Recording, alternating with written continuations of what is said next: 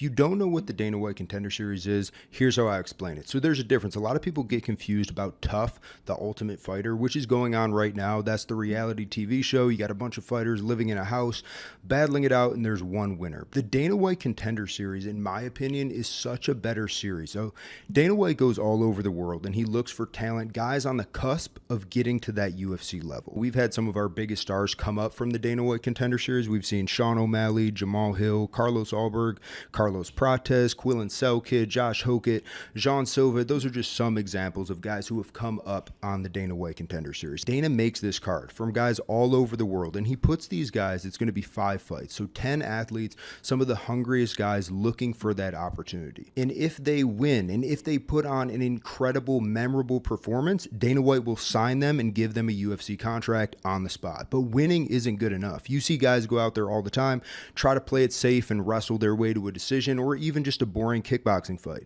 Winning isn't good enough. So these guys are going out there, and it's pretty much a guaranteed banger of a card every single weekend. I think it's 10 seasons in a row. If you're a UFC fan, this is honestly the best 10 weeks of the sport. We're getting 2 cards a week for the next 10 weeks. I'm going to be adding these to what I'm going over, breaking down, because there's money to be made. And not only is it about betting on these cards, but it's also about watching this talent early and picking up on things. So when we see them on their UFC debut or further in their career, we know what their tendencies are and we can make money on them in the future. But if you're a UFC fan, again, do not miss these. There's a good chance you're going to be watching a future champion if you're tuning in this week. We're going to start at the top of the card. So the first one I want to break down is a heavyweight fight between Anthony Witt and Matthew Adams. Anthony Witt is coming in 6-0. He's undefeated. And this guy is actually coming from the NFL. He was a professional football player. Now he's fighting Matthew Adams, who's 6-2, has a lot of power in his own right. Anthony Witt is coming in a pretty sizable favorite. And Witt is a unit here, and that's something I want to talk about. He's 5'11", 230, huge guys. His shoulders are about the size of my head. He's a huge guy, freakishly athletic. He has crazy power, and he has a decent grappling game as well. You could see that athleticism cross over from the NFL into his MMA game in a way that you really don't see in a lot of guys. And usually when I see guys cross over from the NFL into MMA, I'm a little bit skeptical because that athleticism sometimes is a different type of athleticism. It doesn't always translate into the MMA and